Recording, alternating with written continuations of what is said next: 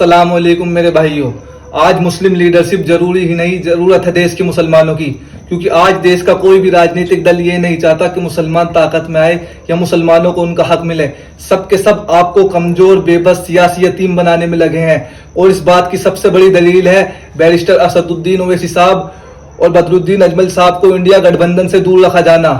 जब देश की तमाम पार्टियां बीजेपी को हराना चाहती हैं तो इन दो मुस्लिम पार्टियों से ही परहेज क्यों? क्योंकि ये नहीं चाहते कि मुस्लिम लीडरशिप कायम हो या मुसलमानों को सरकार में हिस्सेदारी मिले। और अफसोस की बात तो यह है, आज देश का मुसलमान इस बात को समझ नहीं पा रहा।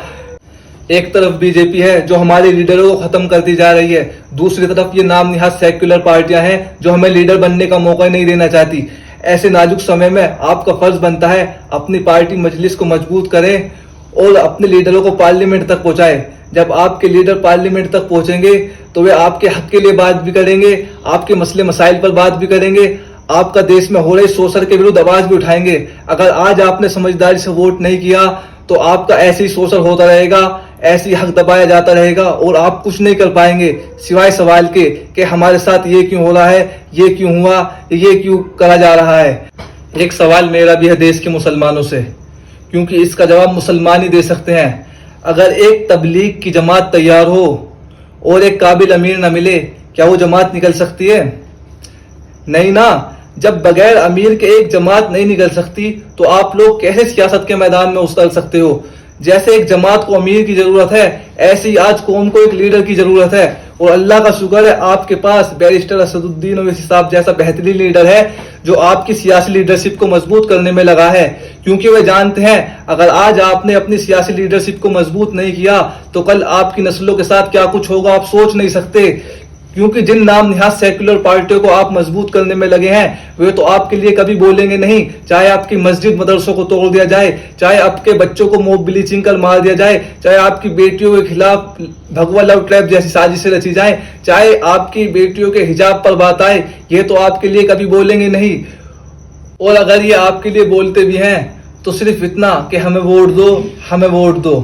और आप इन्हें वोट देते हो क्योंकि आज आपकी हैसियत महज एक वोटर की रह गई है।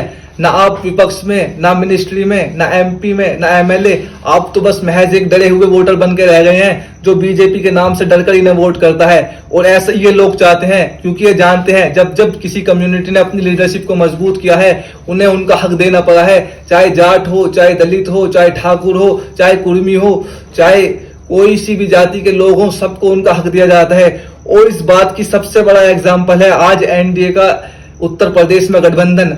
आप देख सकते हैं ये छोटी छोटी पार्टियां जो अपना हक ले रही हैं, इनके लीडरों को एमपी भी बनाया जा रहा है, विधायक भी बनाया जा रहा है, मिनिस्ट्री भी दी जा रही है। किसी को केंद्र सरकार में कैबिनेट मंत्री बनाया जा रहा है तो किसी को राज्य सरकार का, क्योंकि सरकार जानती है इनकी जाति के लोग इनके साथ हैं। तो सबसे पहले आप इनके बारे में जानें। यह है अपना दल की राष्ट्रीय अध्यक्ष अनुप्रिया पटेल जो कुर्मी समाज से आती हैं।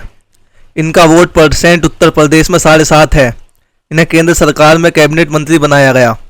दूसरे नंबर पर हम बात करते हैं सुभाषपा के राष्ट्रीय अध्यक्ष ओम प्रकाश राजभर की, जो राजभर समाज के हैं। इनका उत्तर प्रदेश में वोट परसेंट 2.5% है। इन्हें फिर भी यूपी सरकार में कैबिनेट मंत्री के पद दिया गया।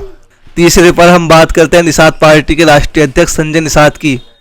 इनका उत्तर प्रदेश में वोट परसेंट 4.5 है। इन्हें भी यूपी सरकार में कैबिनेट मंत्री बनाया गया।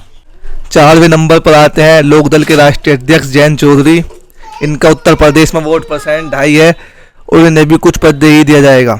सब अपना अपना हक ले रहे हैं मगर 20% वाला मुसलमान गायब है, अपनी पार्टी बनाने में भी और मिनिस्ट्री लेने में भी। अभी मौका है, सिमल जाओ और अपनी सियासी लीडरशिप को मजबूत कर लो।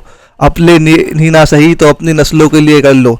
मैं तो आपसे यही बात कहना चाहूँगा, जहाँ भी मजलिस का प्रत्याशी चुनाव लड़ रहा है उसे पूरा सपोर्ट करें।